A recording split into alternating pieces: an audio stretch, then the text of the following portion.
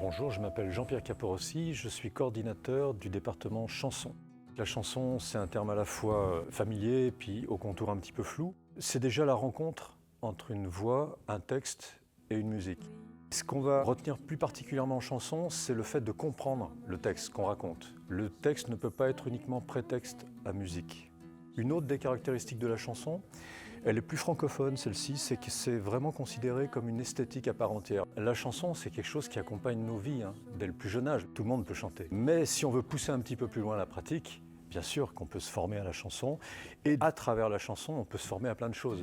On peut se former musicalement, on peut se former vocalement. La formation vocale est un peu particulière. Elle ne met pas forcément en premier plan la dimension technique. C'est surtout un moyen de mieux se connaître, de mieux connaître sa voix et de mieux en tirer profit, de valoriser ses aspérités, ses fragilités, qui sont ces choses qui vocalement touchent souvent l'auditeur. Il y a d'autres domaines où on peut se former en chanson, l'écriture des textes, l'interprétation, il y a aussi très souvent une dimension très théâtrale dans la chanson, la composition, l'arrangement, le chant aussi en groupe, il y a un grand panel. Il y a deux manières de se former à la chanson chez nous. Soit on prend des cours à la carte, nous on appelle ça être sous contrat. Donc vous vous inscrivez auprès du prof qui vous intéresse, sachant qu'il y a des cours qu'on ne peut pas prendre tout seul. Par exemple la formation musicale, la formation vocale, l'harmonie, l'interprétation sont des cours où il faut avoir un autre cours à côté si on veut les suivre. Et il y a ce qu'on appelle le cursus diplômant, où là on passe ce fameux diplôme d'études musicales ou certificat d'études musicales à la fin de vos études avec les cycles 1, 2, 3 renforcés. Ce qui est particulier, c'est qu'on demande aux gens déjà de s'inscrire une année dans l'école au moins.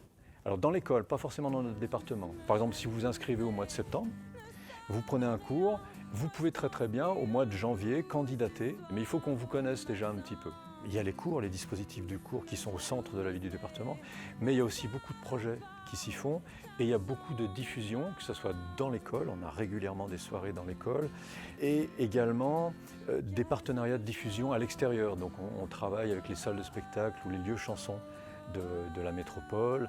Régulièrement on travaille avec la salle des Rancy, avec Agendard, avec À tout bout de champ. Mais on a aussi des partenariats plus occasionnels avec le Train Théâtre de Porte-les-Valences, qui est une scène conventionnée chanson. On a des partenariats aussi avec des lieux où on fait des projets ponctuels. Je pense au Théâtre de la Renaissance, à Oulin, je pense à l'Amphi de l'Opéra. On a des dispositifs de cours dans le domaine de la culture, du patrimoine, donc on peut étudier la chanson de patrimoine. On a des dispositifs de cours de pratique collective, donc beaucoup par exemple de chœurs ou d'ateliers d'improvisation vocale.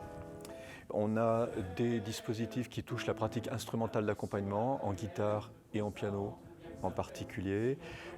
Des cours de formation vocale. On a des dispositifs d'écriture, alors que ce soit le texte, des ateliers d'écriture de texte, comme des ateliers de composition et d'arrangement. Et bien sûr, on a des dispositifs d'accompagnement des projets, des auteurs, compositeurs, interprètes, et aussi des interprètes. On a des cours d'interprétation. On a également des dispositifs plus à l'intention du jeune public. Donc ça part à partir de 8 ans. On a un groupe qui s'appelle les Sonnettes, entre autres. On a deux groupes pour des enfants qui sont entre 8 et 12, on va dire. On a un groupe 12-14 et on a un groupe qui s'appelle la Petite Académie pour les gens qui ont entre 14 et 18 ans.